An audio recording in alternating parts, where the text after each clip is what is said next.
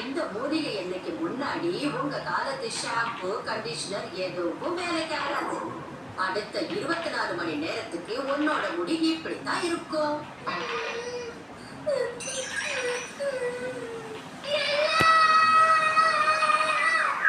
என் நிலைமை எப்படி ஆக்குன சீக்குக்கு அவன் தலையில என்ன தேக்கவா விடுவாங்க. என்னைய வச்சு என்னையே கவுத்தாருல. நான் அவனோட கிளாஸ் போட்டோகிராஃபி எப்படி கவுத்துறேன் பாரு.